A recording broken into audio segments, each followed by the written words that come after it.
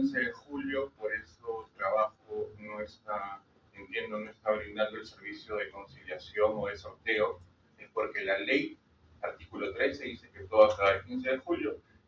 Solo para quedar en claro, congresista, que nada ha sido invento de servicio, está en la ley, ni siquiera en los lineamientos, la ley. Los lineamientos también, pero en la ley. Y sobre el punto, quería aclarar un punto con mi colega César Bailón. Se habló de los minoritarios y en efecto la ley y los lineamientos no regulan la negociación de los sindicatos minoritarios para nada, porque la ley y los lineamientos estaba pensada para que no haya minoritarios. ¿Por qué? Porque el artículo 9 de la ley nos dice que negocia el sindicato mayoritario, pero no nos dijo qué criterio usar para detectar el mayoritario. Eso nos lo dijo en los lineamientos a través del artículo 10.1 y nos dijo que el criterio para determinar el mayoritario era la mayoría simple. Si yo tengo dos sindicatos y uno tiene 50 afiliados y otro tiene 51, el de 51 es mayoritario. Con este criterio siempre iba a haber un mayoritario en la entidad, siempre, porque basta con que tenga un afiliado más a alguno de los sindicatos y siempre iba a haber un mayoritario. Pero este criterio, el artículo 10.1 de los lineamientos, fue demandado por las confederaciones sindicales. Se presentó una demanda y el Poder Judicial suspendió este artículo desde septiembre del 2022 y sigue suspendido este artículo. Entonces el criterio de la mayoría simple no existe jurídicamente hasta ahora. Por eso es que Servir tuvo, como ente rector, tuvimos que sacar un nuevo criterio, porque el criterio que había desapareció. Y el nuevo criterio que dijimos es que para ser mayoritario tienes que tener la mayoría absoluta, que es el 50% más uno. Pero con ese criterio iban a haber muchos sindicatos que no alcancen la mayoría, porque es difícil afiliar al 50% más uno de todos los trabajadores del régimen de la entidad. Entonces, más de la mitad de los sindicatos del país no iban a ser mayoritarios y por lo tanto no iban a negociar. Es por eso que Servir, a través de un informe técnico, abrió la puerta a que negocien los minoritarios, cuando la ley en principio no lo permitía, pero ante este vacío y ante este nuevo criterio, se dijo que cuando no hay mayoritario, negocian los minoritarios. Y ya para terminar, ¿por qué Servir dijo que si hay minoritarios negocian en conjunto? No porque seamos antisindicales ni porque estemos en contra de la negociación colectiva, sino que por cada régimen laboral solo puede haber un convenio colectivo, porque el artículo 9 de la ley dice que el convenio colectivo es para todos los servidores del ámbito, para todos, no solo para los afiliados. Lo dice la ley, es para todos los del ámbito. Entonces, si hay un convenio colectivo CAS, es para todos los CAS de la entidad. Entonces, si tenemos 2 o 3 o 4 o 5 convenios CAS, estaríamos hablando de una multiplicidad de beneficios laborales y eso no está amparado por la norma. Por eso, Servir, para terminar, cuando abrió la puerta de los minoritarios, la única regla que puso es que, ok, pueden negociar, están legitimados, pero en conjunto. Eso fue lo que pasó en este tema de legitimidad. Gracias. Creo que está. Sí. El doctor Carlos Ricardo Tatá Cochante. Tiene la palabra.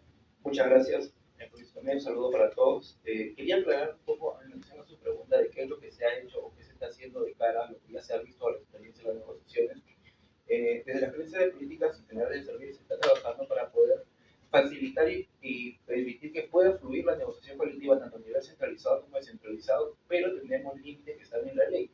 Hablaban un poco de por qué se tiene que esperar a la negociación centralizada para poder terminar la descentralizada. Y es porque la ley establece expresamente de que se puede pactar sobre condiciones económicas, beneficios, en tanto no hubieran sido pactadas a nivel centralizado. La norma no dice que se fueran a pactar, sino dice pactadas, por lo cual implica que tenemos que esperar sí o sí que se cierre la negociación colectiva centralizada para poder determinar qué es lo que puede finalmente cerrarse a nivel descentralizado.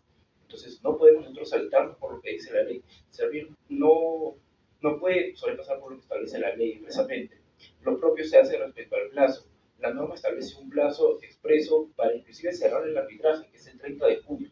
Entonces, nosotros no podemos sacar a través de informes o interpretaciones modificaciones a la ley.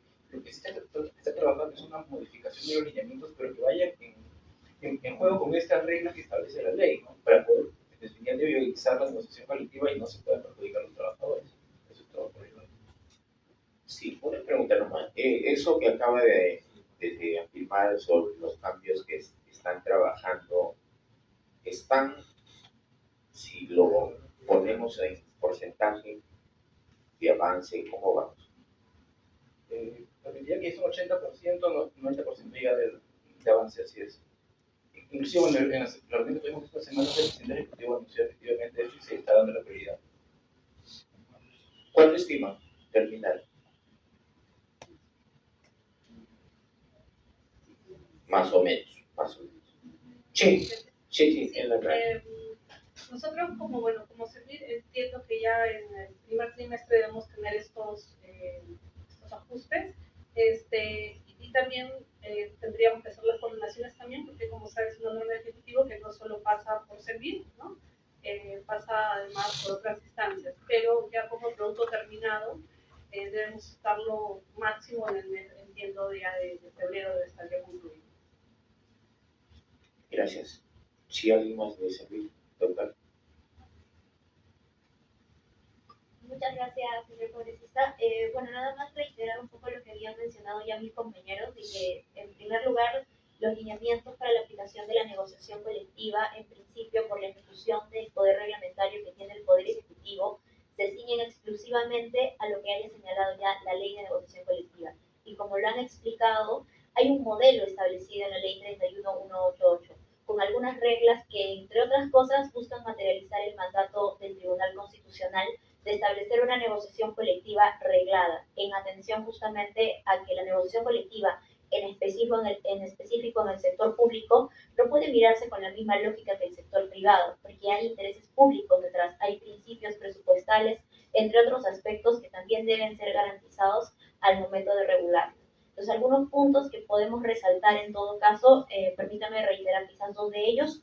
Uno de ellos es el que mencionó la doctora Mariel, de la articulación de materias, que está en el artículo 6, que en virtud de ello es que se establece que a nivel descentralizado se puede pactar en tanto no se haya ya establecido a nivel de la negociación colectiva centralizada. Eso está en el artículo 6 de la ley 3188. Ahí viene un poco de la primera problemática que hubieran mencionado. Y el segundo aspecto que creo que es importante reiterar es el plazo para el ciclo negocial, que también ya se encuentra establecido en el artículo 13 de la ley 31188 y en específico justamente para la negociación colectiva descentralizada, porque fija hasta el 30 de junio y esto tiene una lógica de poder articular justamente las materias que se hubieran pactado con el ciclo presupuestal, entiendo, para poder garantizar la viabilidad y el otorgamiento justamente de lo que se pueda acordar, ¿no?, en esa negociación. Entonces, solamente esos puntos para que se puedan considerar. Gracias. No, gracias, doctora Aida. Ahora vamos a ceder la palabra para lo pertinente al doctor Carlos Alberto Adriancén García Bedoya, asesor de la Dirección General de Gestión Fiscal de los Recursos Humanos del Ministerio de Economía y Finanzas. Buenas tardes. Buenas tardes, señor congresista. Muchas gracias por la invitación. Un saludo a todos los señores y las señoras asistentes de la Confederaciones de la UNAM. Un saludo también a mis colegas de servicio y del trabajo. Respecto a lo que yo podría mencionar, en este punto que estamos abordando, ratificar en primer lugar que efectivamente la ley y el Decreto Supremo no establecen la prohibición del inicio del proceso de negociación colectiva descentralizada por entidad a la culminación de la centralizada. Lo que dicen estas normas es que para firmar el convenio hay que esperar, sí, que conocer las materias pactadas en el centralizado. ¿Eso por qué? Porque en los últimos 4 años de negociación colectiva centralizada se han producido incrementos remunerativos a el personal 276, 728 y 1057 de todos los niveles del gobierno. Entonces, por lo tanto, al plantearse la exclusión de materias, no puede ser que un convenio descentralizado por entidad fije también a su vez un incremento remunerativo, dado que ya fue planteado en la centralizada. Esa es como la lógica de las normas. Yo creo que tiene sentido. En segundo lugar, yo quisiera decir, por lo tanto, entonces, que efectivamente nadie impide a los sindicatos iniciar el proceso de negociación en marzo o en abril. Lo que tienen que hacer es firmar después del 30 de junio, eso sí es verdad. Pero pueden ir conversando, eso no es necesario. Respecto a los plazos, lo que yo podría decir desde el Ministerio de Economía y Finanzas, y en atención a todo lo que dijo la persona que me precedió, es que el ciclo presupuestal anual tiene su calendario. Y ese ciclo presupuestal es previo a la existencia de la ley 388. Y ahí quiero ser transparente, la ley 388 no conversa bien con el ciclo presupuestal. En el momento que se hizo la ley, las personas, los legisladores que en ese momento la produjeron, no tuvieron en cuenta el ciclo presupuestal, digamos, para hacer así. Entonces, la ley tiene algunas incongruencias con ese ciclo y yo lo que podría decir es que, por ejemplo, para cumplir uno de los principios que regulan la negociación colectiva en el sector público es el principio de previsión y provisión presupuestal. ¿Qué cosa quiere decir este principio de previsión y provisión presupuestal? Quiere decir que los acuerdos a los que se vaya a llegar deben estar debidamente financiados. ¿Ok? Es decir, tienen que estar identificados los recursos con los cuales se van a pagar los beneficios pactados. Eso implica en el sector público que esos beneficios pactados deben estar considerados en el presupuesto público. ¿De acuerdo? Y como todos sabemos aquí, el presupuesto público se elabora entre los meses de mayo, digamos, y agosto, que se emite el proyecto de ley del Poder Ejecutivo hacia el Congreso de la República, y es en ese espacio en que las entidades, las distintas entidades, destinan recursos presupuestales al procedimiento de negociación. ¿Qué es lo que sucedería si es que los laudos arbitrales, por ejemplo, se emiten con fecha posterior? No van a poder ser adecuadamente programados en términos presupuestales. En todo caso, tendría que esperarse al presupuesto del siguiente año para que puedan ser programados correctamente y, por tanto, ejecutados posteriormente. Esa es la salvedad que yo haría. Desde el punto de vista, yo quiero explicarlo desde el punto de vista de cómo funciona el presupuesto, ¿no? Entonces, eso para nosotros es como una restricción o una cosa a tomar en cuenta.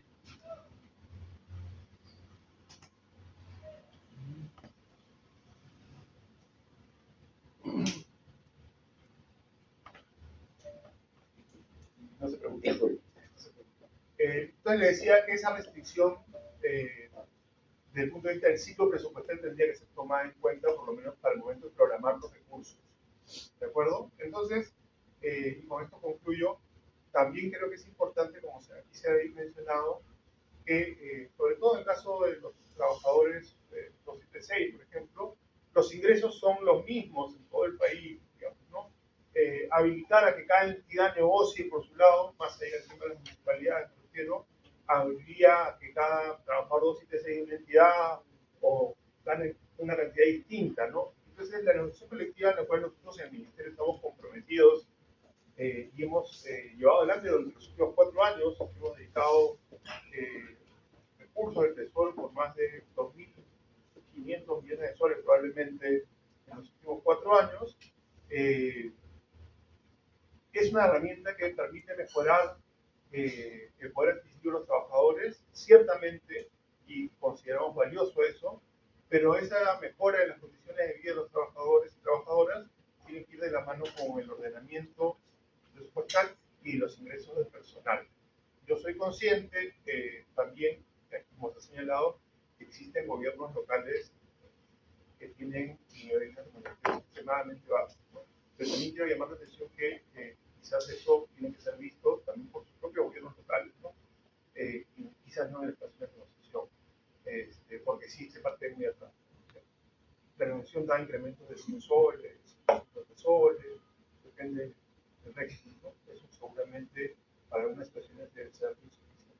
Pero concluyendo más entonces con la idea de la negociación tiene que ocuparse del ciclo presupuestal, los recursos tienen que ser debidamente programados, y eso es una parte tan importante como el resto de componentes de negociación.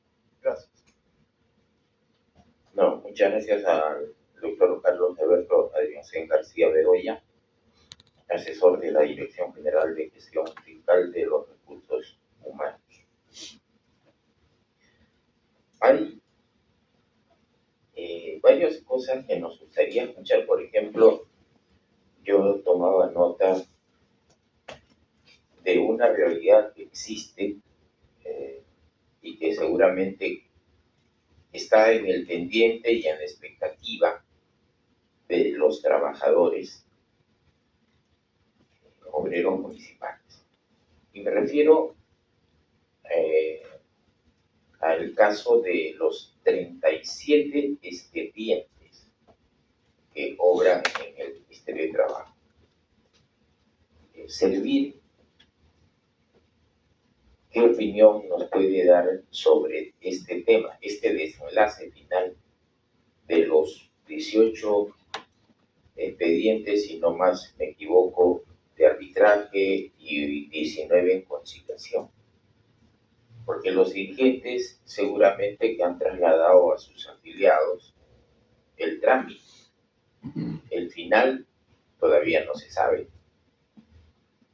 Y es el que nos ha motivado a buscarlos a ustedes como las autoridades rectoras de la temática en la búsqueda y perspectiva de solución democrática, dialogante, y me permito ahí saludar que haya un espacio de diálogo social, una oficina, que va en ese camino de lo que algunos, por lo menos de esta institución, Congreso de la República, utilizamos como línea de trabajo, el diálogo. El diálogo donde nos escuchamos, pero nos escuchamos para la solución de los problemas. En ese sentido, doctora Mariel Herrera, ¿qué podemos hacer con estos expedientes para que no se conviertan en una frustración? Bueno, en principio, como se ha señalado también, el servicio de conciliación y arbitraje actualmente está a cargo del Ministerio de Trabajo y no se me. De hecho, si bien ha habido coordinaciones respecto también a la interpretación de la normativa, considero, estando aquí la Directora General de Trabajo, correspondería la respuesta puntual de ese tema a la inicio, ¿no? Ahora, sobre esto, seguramente ya lo va a comentar la doctora Ana Pari, ha habido una consulta que se ha trasladado a servir y sobre ese tema también ya se ha recibido una respuesta. Doctora Ana María Pari. Gracias. Sí, hemos hecho la consulta de cada uno de estos expedientes, de cada uno de los 37, y la consulta era justamente que se contaba el caso que había, la situación de que había llegado después del 15 de julio y la respuesta ha sido que el ciclo negocial termina el 15 de julio. Entonces, de estos 37, todavía no tengo la respuesta de los 37, pero sí tengo la respuesta de 10 en las que nos han vuelto a señalar lo mismo, ¿no? Entonces, era ahí un poco en la reunión previa, señor congresista, en donde habían asistido, en la que estábamos explicando que a estos expedientes que habían llegado después del 15 de julio, teníamos este marco de respuesta de que todo debía haber acabado al 15 de julio. Gracias. A ver, vamos a ceder la palabra. Doctor César Bayón, después. Gracias, señor presidente. Muy brevemente. Primero, pareciera con lo que ha señalado nuestras autoridades que han venido a visitar acá al Congreso, no existe un problema latente en la negociación colectiva. Pareciera, digo esto, incondicional, justamente este plazo de los 15 días de junio, 30 de junio al 15 de julio, ahí está el detalle. Ahí está el detalle, ahí está el problema. La ley claramente establece, repito, una negociación colectiva centralizada, descentralizada, noviembre hasta enero, presentar nuestro pacto colectivo. Luego, 10 días para sentarnos, hasta 30 días para negociar. ¿Cuál es el sentido de esperar la firma de una negociación centralizada hasta el 30 de junio? Supongamos, si esto pasa en el terreno de los hechos. Claro, estamos ya acá y la ley está escrita, está señalada, pero en el terreno de los hechos pasa otra cosa. Llegamos al 30 de junio y la entidad no quiere firmar. Vamos a presentar nuestro pedido de conciliación a la autoridad, al Ministerio de Trabajo. Solamente la solicitud demora 30 días. Estamos hablando de agosto, por no decir septiembre, ¿no? Las dos conciliaciones estamos a octubre. hasta instalar a los árbitros, sobre todo al presidente, y estamos hablando del siguiente acto. Eso es lo que pasa en la realidad. Entonces acá, no sé si la palabra adecuada es, pero la trampa está en los 15 días de julio. ¿Cuál es la necesidad de esperar? Si nosotros firmamos, hablo de los descentralizados, un pacto colectivo, cerremos en febrero, marzo, cerramos el pacto. Hay condiciones económicas de aumento de remuneraciones, bonos escolares y otros bonos. Esperaremos la centralizada. Si la centralizada negocia un producto negociable económico similar al de nosotros, valdrá el que tenga mayor beneficio al trabajador. Ahí está, considero, la solución de esto. Pero no es que esperemos la firma hasta que, para la redundancia, firmen los de la centralizada, tener únicamente 15 días para hacer la firma y el proceso de trabajo, que repito, y eso creo que lo sabrá la autoridad que ha venido en representación del Ministerio de Trabajo, solamente presentar la solicitud demora un mes, sin que alguna subsanación que haya de ahí, ¿no? Entonces, el elemento básico está permitir la negociación descentralizada, no hay ningún inconveniente, firmar la negociación descentralizada marzo, abril, seguramente esperemos hasta la centralizada que salga, y si sale, y si se repite en un convenio de naturaleza económica, bueno, valdrá la que más favorezca al trabajador. Y ahí sí tienen pues desde julio para ver el tema económico y todo. Ahora bien, también, señor presidente, acá he escrito más o menos lo que han señalado las autoridades que nos acompañan. El artículo de la ley de negociación colectiva establece los actos de mala fe. No he visto, no he considerado, no tengo la data, creo que lo tendría que servir, pero no hay ningún, creo yo, funcionario que haya sido procesado en un PAD o algo similar por haber incumplido el procedimiento propio que señala la ley. Entonces, los actos de mala fe, escritos en la ley, parecieran que es letra muerta. Lo que nos conviene, lo hacemos. Lo que no nos conviene, déjalo. ¿Ya? Segundo lugar, es con respecto a los sindicatos. La ley establece al más representativo del ámbito, ¿no? El mayoritario tiene un concepto ya en la negociación colectiva privada, al más representativo. Ya esta acción popular, la 020-2022, que está en una medida cautelar, esta, que está vigente, repito, claramente ha señalado, oiga, los sindicatos minoritarios tienen el derecho de negociar. Que se sienten juntos es una inconveniente, se pueden sentar juntos. Pero acá lo que se busca es que negocien, no definen bien. Es del ámbito, el más representativo, o como me han señalado acá, el más representativo o el mayoritario. La ley dice el más representativo. Y ahí hay una figura en la ley, señala también quiénes son los más representativos y todo. Entonces, para finalizar, señor presidente, la figura está en este plazo de 15 días. Considero que al escuchar acá a las autoridades no hay ningún problema en la negociación colectiva, que la ley está excelente y el procedimiento también, pero en el terreno de los hechos es distinto. Y lo digo con causa porque no solamente estamos llevando los casos de la CONAOM y los sindicatos de varias municipalidades a nivel nacional, que los procesos ya se están viendo cada vez más difíciles, hay más óbices, más dificultad para llegar a negociar. 2021 empezaron con algunos detalles y ahora el 2025 nos cerraron la puerta en el Ministerio de Trabajo para poder conciliar, solamente conciliar, porque no vas a ir al arbitraje sin conciliar, porque seguramente, como es debido, todas las entidades con sus procuradores impugnarán ese arbitraje, más allá de los 4, 5, 7 años que dure el arbitraje a nivel judicial, van a señalar que no hemos tenido el medio proceso que es la conciliación. Entonces, ahí, señor presidente, vemos el problema. Todos se fijan en esos 15 días. ¿Cuál es la necesidad si podemos negociar, firmar el pacto colectivo ya desde antes? Y como bien ha señalado una de nuestras autoridades, sí, lamentablemente, sobre todo en las municipalidades, los obreros municipales son los menos beneficiados en respecto a las condiciones de dinero. Es más, en una reunión el año pasado sobre la remuneración mínima vital, y esto ya como pie de página, ¿no? Se hizo un incremento de 1.130 soles. Ese incremento, señor presidente, no se les otorga, sobre todo a los obreros, y siguen ganando la remuneración mínima vital anterior, la 112. Entonces, esas cosas, claro, pero acá dice la ley, ¿no? Claro, la ley está bien, la ley está bien señalada, pero cuando lo traspolamos al terreno de los hechos cambia la cosa. Y lo mismo sucede acá en la negociación colectiva.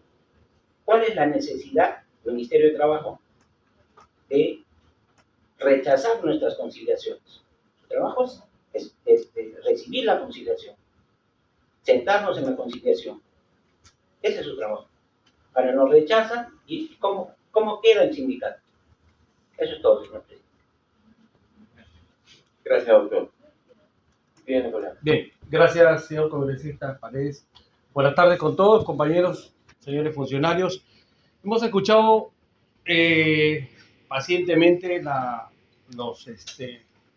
exposiciones de los funcionarios de Servir, del Ministerio de Trabajo y del Ministerio de Economía y Finanzas, pero discrepamos con lo que dice.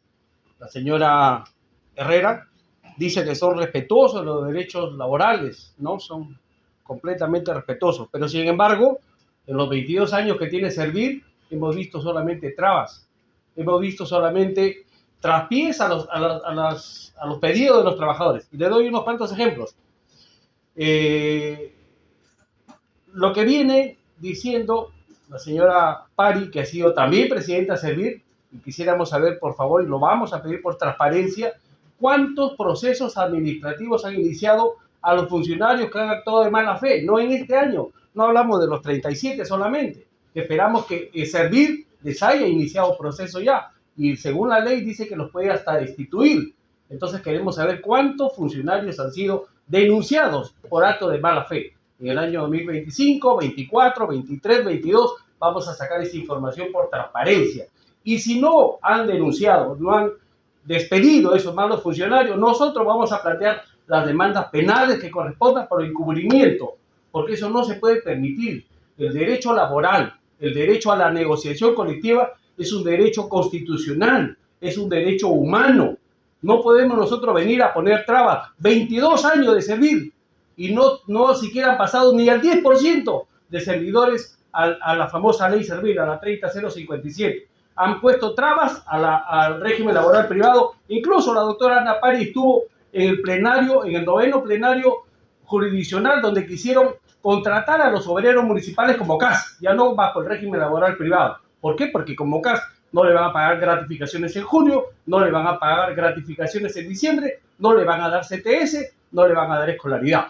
Les conviene tenerlos como CAS, como se dice, cholo barato, ¿no? No le pagamos los beneficios. Entonces, señores, por favor, pónganse la camiseta. Nosotros estamos observando. Ya los sindicatos de ahora, de los años 2000, ya no son los sindicatos de los años 70, 80, que tiraban piedra y hacían bulla. Ahora muchos trabajadores estudian, se perfeccionan.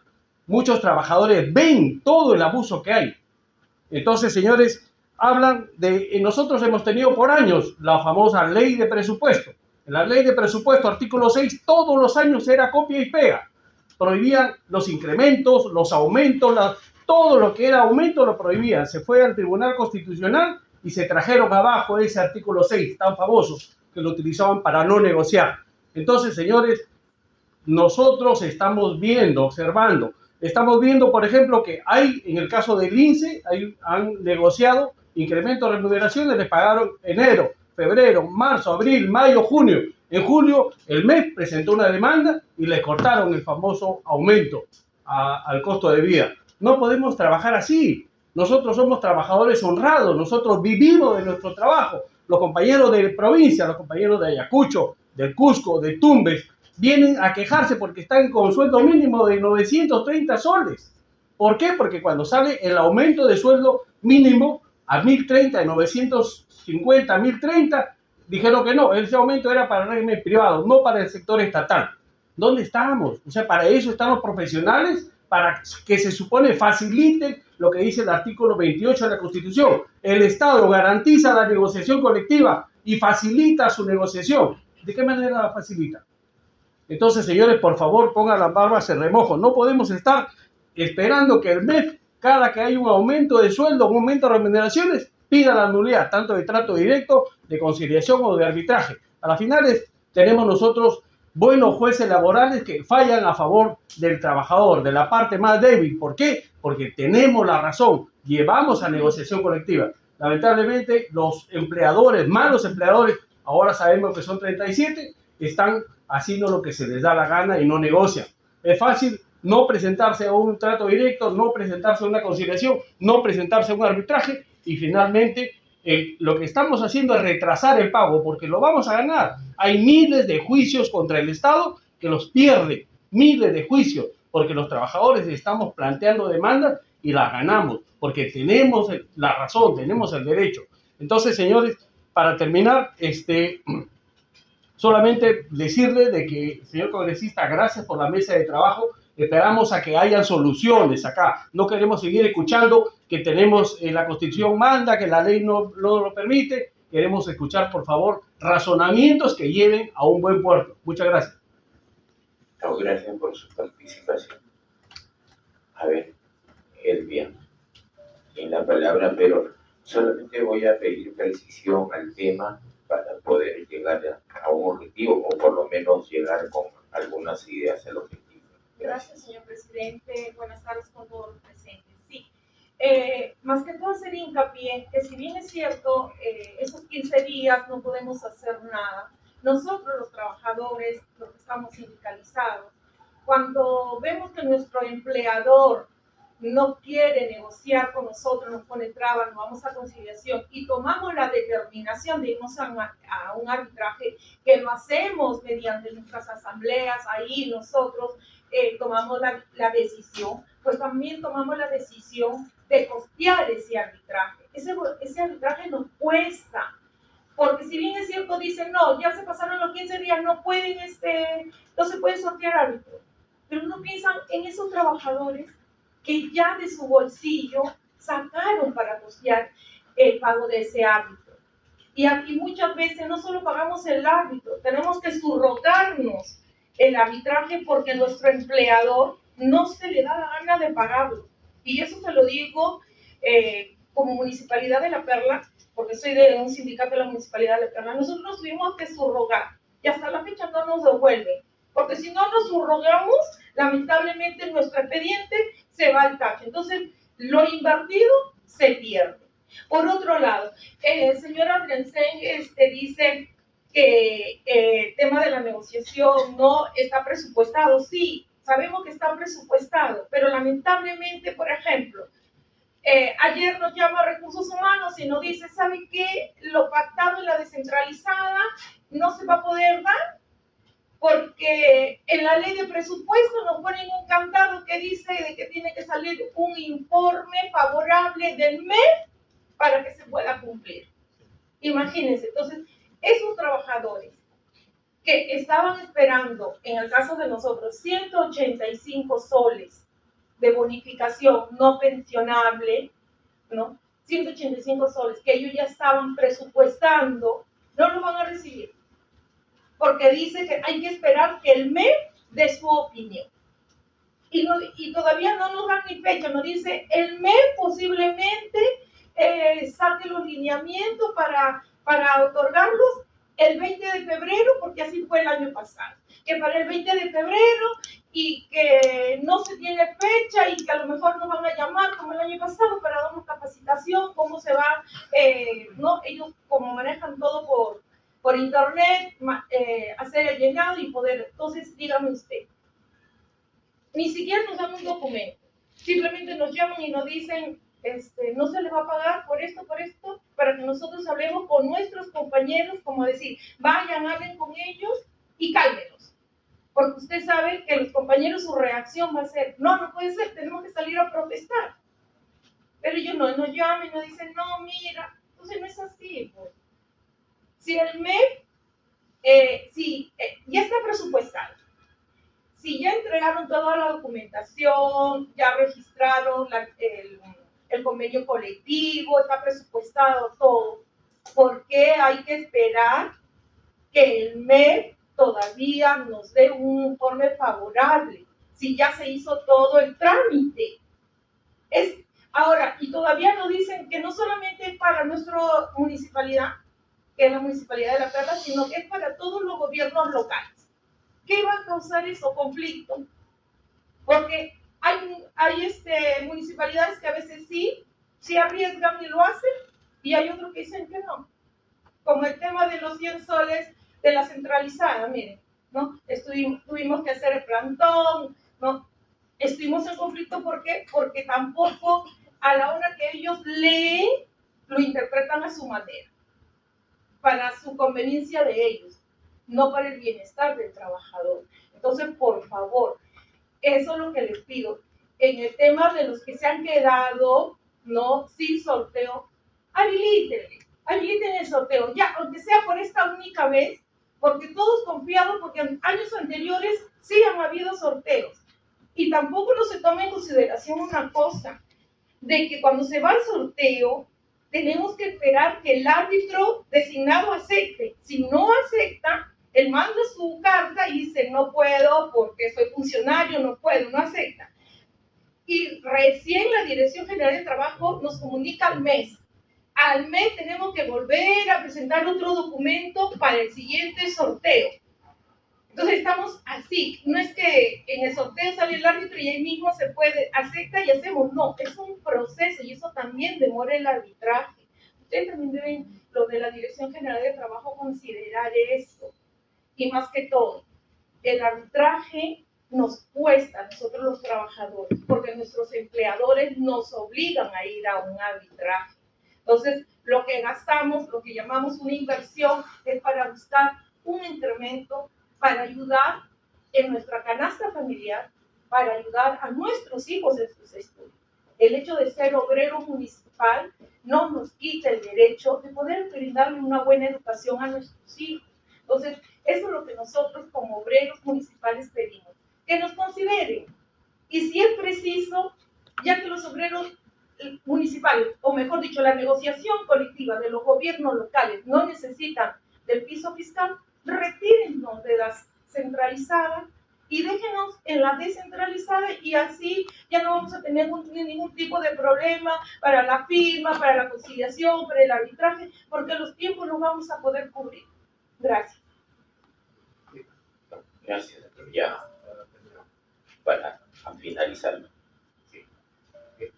A ver, señores funcionarios, voy a hacer poco corto pero claro.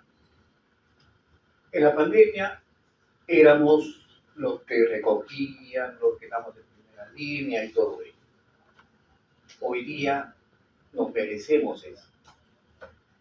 Yo les digo así concretamente, si es que eso, es tan claro que eso tiene que modificarse, que eso sencillamente nos dejan sin tiempo para negociar. Porque he conversado tanto con el Ministerio como con Servir y están clarísimos en eso. Por tanto, si que esto no, los sindicatos están esperando así, un llamado. Nada más. Lo que queremos es llegar a un consenso. Estamos acá porque hemos pedido a la congresista que para llegar a consensuar la modificación a la norma. Pero si hay una decisión de no querer hacerlo, me dicen, ¿sabes qué? Estamos trabajando en una modificatoria, pues, pero ¿cómo la estás trabajando? ¿Esa modificatoria será peor que lo que tenemos? ¿No? Ojo, la 311 sí me habla de presupuesto, y es de tener el artículo 3, en su punto D, que me dice que hay previsión y provisión presupuestal. Ahí está. Entonces, como que no existe, que esto sí está. Y te está hablando de esto de acá, se va a negociar para el siguiente año. Por tanto, no me está rompiendo el esquema de presupuesto. Y en ese sentido, yo les pido que en esta mesa se avance en función de hacer esta modificación, que corresponde a nuestros derechos, porque el artículo 28 de nuestra Constitución Política es clarísimo, ¿no? Que no se ponga más zancadillas a esto que no sea una dilatación de tiempo, sino muy por el contrario, veámoslo en la salida. Ahí está el avance que han hecho, correcto, sentémonos en la mesa, trabajemos, que sea algo consensuado, ¿no? Y de esa manera desarrollemos, porque si estamos claros que los plazos de tiempo que están fuera nos dejan sin negociación colectiva, entonces ¿qué caso tiene? ¿Qué caso tiene continuar con eso? Es agudizar, lo que se pretende es agudizar, que los obreros salgan a la calle y que te dejen 2 o 3 días en tu casa con tus residuos sólidos. Yo pienso que eso no debe ser una solución. La solución debemos de trabajarla ahora acá, ¿no? Avanzar en ello. Aquel doctor hizo un planteamiento bastante positivo desde nuestro punto de vista. Es permitir que el trabajador decida lo más favorable para él. Si la centralizada es favorable, correcto, pues. Si la descentralizada no es favorable, también, pues igual, ¿no? Nosotros, ¿por qué negociamos en nuestras bases? Este incremento, por ejemplo, 100 soles, que me viene a hacer 3 soles punto 30. 3 soles punto 30, señores. ¿Cuánto ha sido la inflación de este año? ¿Qué cubro con 3 soles 30? No es de locos eso. Por eso es que nosotros negociamos en nuestro municipio. Y aún así todavía, ¿no? Ya la compañera lo ha señalado, el MEF agarra, va y ¡pum!, te mete una demanda. Sabiendo que esa demanda incluso, porque el ministerio nada tiene que hacer en una negociación colectiva de dos, que es la municipalidad y los trabajadores y el sindicato. Sin embargo, se mete al MEF, hace la demanda, que no debería hacer. ¿Pero por qué se negocia? Porque hay un presupuesto, pues. Si no hubiese presupuesto, no se negocia. Se cumple con la norma. Antes de negociar, el empleador nos señala, esto es lo que tenemos de presupuesto. Y negociamos sobre el presupuesto que hay. Por tanto, estamos enmarcados. Y repito una vez más, nuestra posición es que avancemos en la salida. Ya está en lo que ustedes están trabajando. Yo saludo que estén trabajando sinceramente, pero esto que sea de una forma consensuada. Esa es la petición que le hacemos yo, congresista. Muchas gracias por esta mesa de trabajo. Hemos podido lograr que esté acá el Ministerio de Economía, que esté a servir, que esté el Ministerio de Trabajo. Y sinceramente, ¿no? Uno, gracias por estar acá y escucharnos a nosotros. Y ustedes lleven esto a quienes pues hoy tienen la máxima responsabilidad, como es al ministro de Trabajo, como es al director ejecutivo de Servir, al ministro de Economía, que tenemos este grave problema. Y este grave problema se tiene que resolver ahora, ¿no? No queremos llegar a una situación propia de organización. Esa es nuestra posición. Muchas gracias por esto. No, gracias. Finalizamos. Ante todo, muy buenas tardes. Señor congresista, gracias por darme esta participación, los señores funcionarios del MED, del Servir. Bueno, quiero acotar algo, ¿no? En Trujillo, yo soy de Trujillo, mi nombre es Carlos Bocanera, soy secretario general de un sindicato allá. Estamos pasando los mismos problemas, ¿no? Con el MED. El MED ahora tiene que dar el visto bueno, la autorización para que se pueda cumplir con lo que ya se pactó en un año. Estamos pasando el mismo problema del 2025. No autorizó los pagos de 2025. O sea, lógico que ahora ya no pueden demandar, pero dice no autorizo, que es lo mismo. Y la municipalidad, mientras que el MEF no solucione esa observación, hasta ahorita ya pasamos el 2026 y no tenemos ni un pago de ese convenio colectivo que realizamos en 2024 para que se cumpla en el 2025. No tenemos ni un pago. Y siguen las observaciones. Ahora, estamos siguiendo el plazo correspondiente a ley, o lo que indica la ley, ¿no? Que tiene que haber presupuesto. Informe presupuestal de viabilidad que se puede cumplir con el convenio colectivo realizado. Y eso sí existe. Ese presupuesto en la unidad provincial de Trujillo existe. Y el MEF sigue con las observaciones. Lo hemos pasado todo el 2025 de las observaciones. Hasta ahorita no se soluciona y no hay pago. Lo que yo no entiendo es por qué sacan leyes que solamente van a respetar a los trabajadores. Nosotros como trabajadores, como sindicatos a nivel nacional, tenemos que respetar todo. plazos, tiempos. El Ministerio de Trabajo no respeta los plazos, porque también hay plazos para ellos, para el arbitraje, para solucionar los problemas, también hay plazos para ellos, pero no lo soluciona, se pasa de los plazos. Nosotros la vez pasada estuvimos en una conciliación, nos fuimos a conciliación y nos dijo, vuelvan a enviar otra carta para seguir con la conciliación. Nos citaron para otra fecha y nos dijeron, vuelvan a enviar otra carta. Ahora yo digo, ¿en dónde? En la ley 3188, en su reglamento, en donde dice que el Ministerio de Trabajo o el gobierno regional, ¿cómo se llama? La gerencia regional de trabajo tiene que utilizar esos medios o esa forma de trabajo. O sea, tenemos obstáculos nosotros como trabajadores a nivel nacional, tanto por el MED, tanto por no la solución, no nos da la solución la parte conciliadora que es el Ministerio de Trabajo, las gerencias regionales de trabajo que están en las regiones, no nos dan solución. El Servir tampoco nos da solución.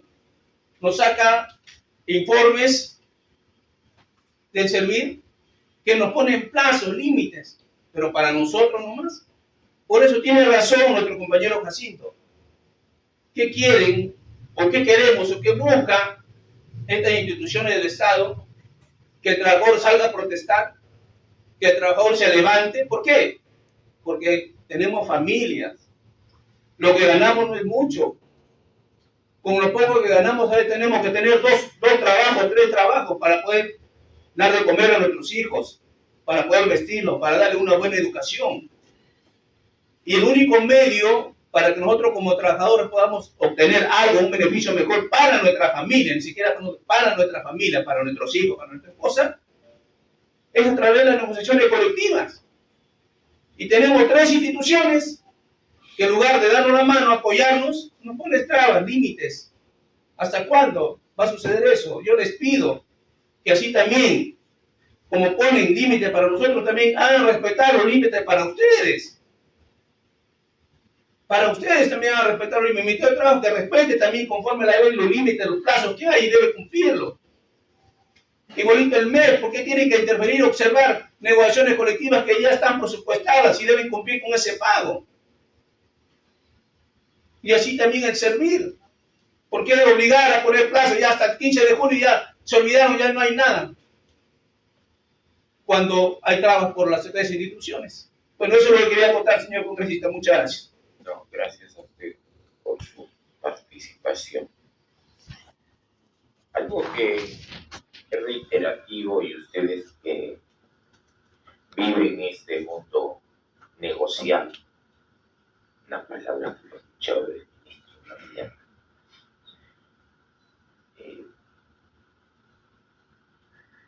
No pueden negar que es una realidad estos actos nada halagüeños, ¿no? Y probablemente nosotros no tenemos ningún problema si hay que asumir autocríticamente que las leyes dadas en este espacio congresal tampoco fueron más perfectas. Y si hay que tener que modificarlas para bien, hay que modificarlas para bien. Lo segundo, algo que decía Jacinto en relación a las modificatorias que volvemos a escucharlas y que ya deben salir en este primer trimestre de parte de Servir. Yo apelo a mediante ese buen mecanismo de concertación, consenso, que es el diálogo social, pudieran reunirse con la Confederación de Obreros Municipales, ¿no? Y hacerles conocer cuál es el planteamiento que están teniendo o qué es lo que se piensa hacer y escuchar. Tal vez algunas ideas tienen unas sugerencias, pero creo que las leyes, si bien es cierto, pueden seguir una trayectoria jurídica, legal, se ven más sólidas cuando tienen legitimidad. La legitimidad la dan los involucrados. y más producto de esta problemática que se presenta. Y me permito hacer una pregunta a la doctora Ana Pari, porque es primacía de la realidad. La conciliación no siempre se tiene cual bola de cristal el final feliz de las fábulas que enseñamos en las escuelas. Ni los arbitrajes dan la razón al uno o al otro, pero son las posibilidades legales y legítimas que uno quiere vivir, o por lo menos diría, quiero dar la última batalla. Entonces, ¿se puede hacer una conciliación, un sorteo después del 15 de julio? Lo digo en función a lo que usted conoce. La negociación colectiva tiene el sustento de hasta 3 normas internacionales, porque los convenios de la OIT tienen ese marco. Está recogido en el artículo 55 de la Constitución. Está también en las disposiciones complementarias finales, si no me equivoco, la cuarta, que habla de los tratados internacionales. Y obviamente concordante está el artículo 51, que habla de la supremacía jurídica. Y aterriza finalmente en el artículo 28, que sustenta, más que manda, sustenta el derecho a la negociación colectiva. Y si uno entonces lo pone en pesos, ¿qué tanto de peso pueda tener una ley o una norma de jerarquía, por más que sirvan para desarrollar todo lo manifestado? Porque es cierto lo que dicen, o sea, existe todo, pero para este lado no está sirviendo de nada. Y más aún cuando hay autoridades que, como lo han señalado, actúan de mala fe, ¿no? Autoridades que no se ponen, por lo menos en gratitud, en algún momento, a los trabajadores obreros municipales. Porque no deja de ser cierto lo que decía Jacinto, y creo que todos hemos sido testigos. Lamentablemente vivimos un tiempo, una época de un COVID que mató, se llevó familias, personas, seres humanos. Y en alguna medida los obreros municipales salían a las calles a recoger lo que llamamos basura, residuos sólidos. Y cuando salían no ponían en riesgo su vida, sí. Y nosotros lo entendimos bien con los profesionales y trabajadores de salud del MINSA, y algunos reconocimientos que hemos hecho como Congreso. Y en esa misma línea es el espíritu de gratitud eterna por ellos que expusieron su vida. Y entonces lo que buscamos eso, o sea, ¿por qué no una interpretación favorable para el derecho, como decía el dirigente de Trujillo, y coincido totalmente? Detrás de cada uno de nosotros hay familia. Y lo que buscamos es que en las familias no tengamos las respuestas conocidas a la petición de los hijos. No hay, no alcanza, no tengo. Eso es lo que buscamos cambiar, esas respuestas. Entonces, concluyo reiterando mi pregunta. ¿Se puede hacer conciliación y sorteo de arbitraje después del 15 de julio? Doctora Ana. ¿Quién? Ana Pari y Mariel. Queremos escuchar, a ver, una opinión de las dos. Muchísimas gracias. Bueno, creo que he tenido varias reuniones, no solamente con las organizaciones sindicales de la Confederación, también con otras organizaciones sindicales, inclusive el sindicato del Ministerio de Economía y Finanzas se acercó porque el propio sindicato del Ministerio de Economía y Finanzas ha solicitado el sorteo de árbitro el 18 de agosto del 2025, al cual también no hemos podido acceder. Entonces, en esa línea de estas reuniones, algo que creo que siempre hacen la consulta, y ya que estamos acá ambas entidades, tanto Servir como el Ministerio de Trabajo, es el Ministerio de Trabajo que brinda estos servicios lo puede hacer de manera autónoma, sin tomar en consideración los informes que ha citado la Autoridad Nacional del Servicio Civil, considerando que estos servicios son parte de la negociación colectiva, es algo que me han estado refiriendo, y señalaban que Service afirmaba que esto era cierto, que nosotros teníamos esa autonomía, a lo cual, como he venido explicando y vuelvo a señalar, si es que tenemos esa autonomía en cuanto a servicios, ¿no? Sin tomar en consideración los plazos para la negociación colectiva del sector público, correspondería entonces aplicar únicamente las reglas que tenemos en el Ministerio de Trabajo, que son pensadas para la actividad privada. Entonces ahí más bien escucharía la respuesta de Servir para poder tomar las acciones siguientes, ¿no? Gracias, doctora Ana Pari. Doctora Mariela Herrera. Sí.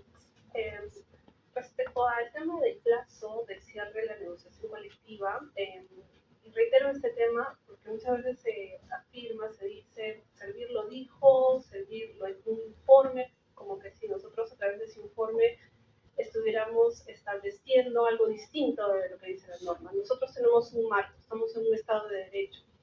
Y considerando este Estado de Derecho, nosotros lo que hacemos es interpretar las normas, ¿no es cierto? Y esta norma, o sea, la ley en realidad ha puesto un plazo, ha establecido un plazo legal.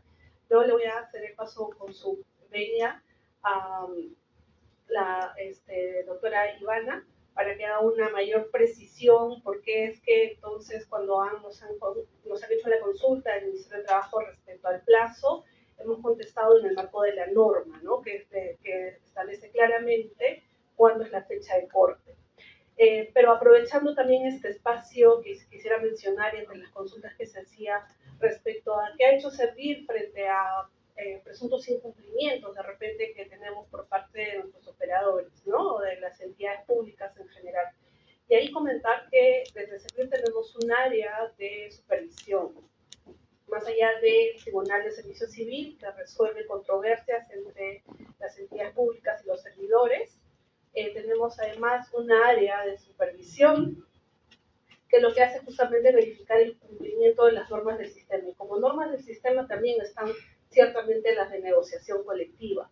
Hemos recibido varias denuncias también de servidores o organizaciones sindicales como ustedes, justamente poniendo en conocimiento que no se había iniciado la negociación colectiva.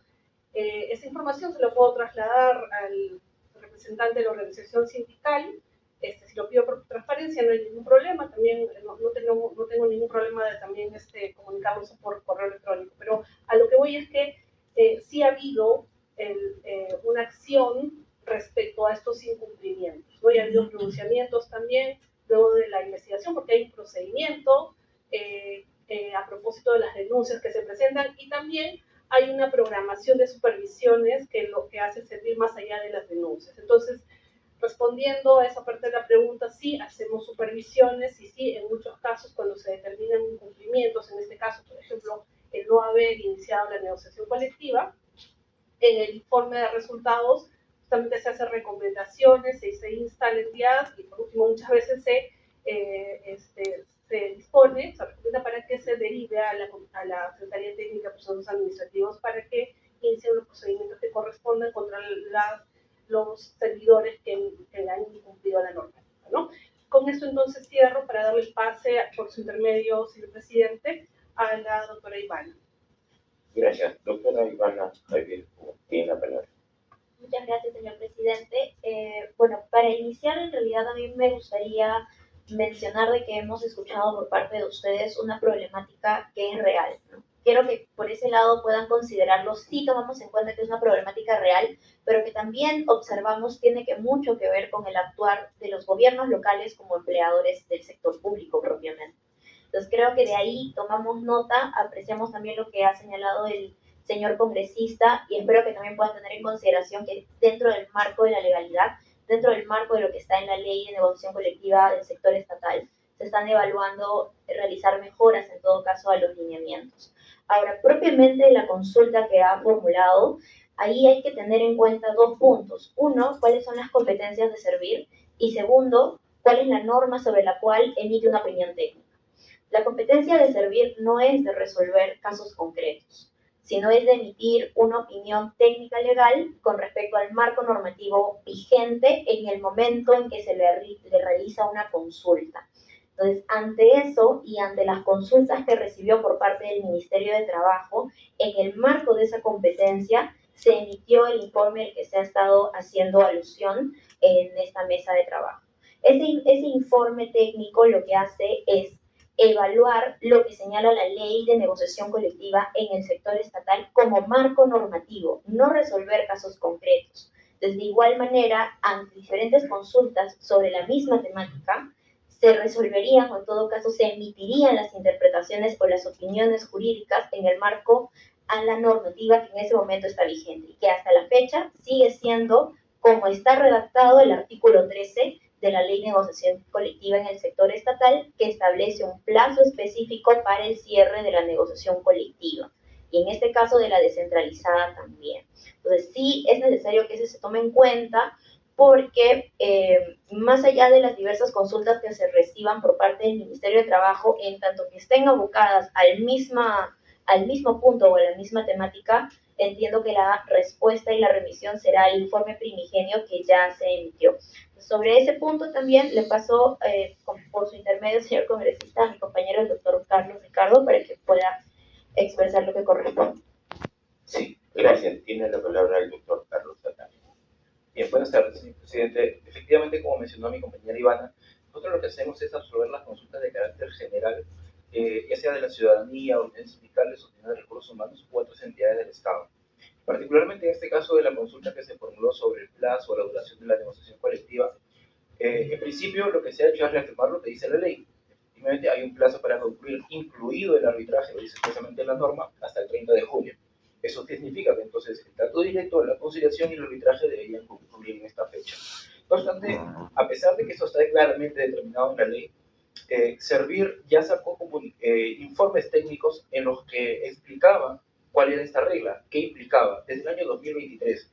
Entonces, claro, nos causaba sorpresa de por qué se sigue haciendo esta pregunta si ya la ley es clara, los informes del 2023 también lo explican. No obstante, para poder aclarar mejor el panorama, lo que se hizo fue explicar desde un marco de normas internacionales, la Constitución, lo que ha dicho el Tribunal Constitucional, el por qué estas reglas no podemos soslayarlas.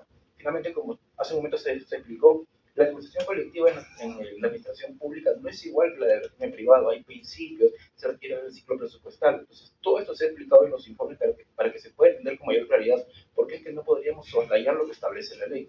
Y es en ese sentido que ha salido la respuesta que durante este año se han plasmado en los informes que se han hecho llegar tanto a la DGT como a las organizaciones sindicales.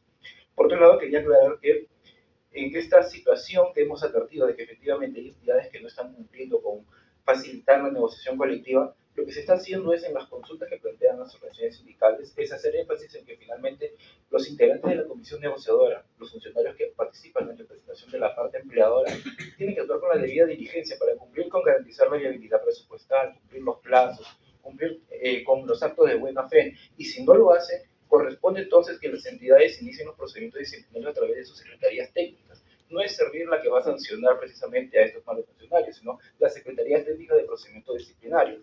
Desde el año 2014 la ley establece que todas las entidades tienen una Secretaría Técnica. Ustedes pueden recurrir a esta y denunciar a los funcionarios que consideren están cumpliendo el marco legal.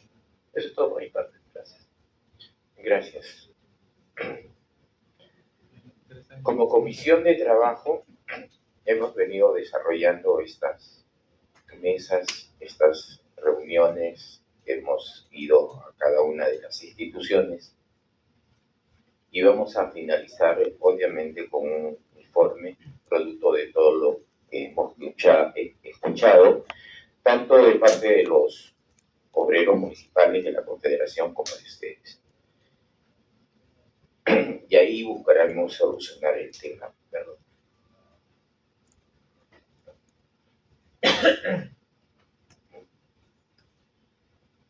De tal manera que queremos agradecer la presencia de cada uno de ustedes y esperemos la reunión de las modificatorias que ustedes quieren hacer con la Confederación. Por lo demás, muchas gracias, buenas tardes.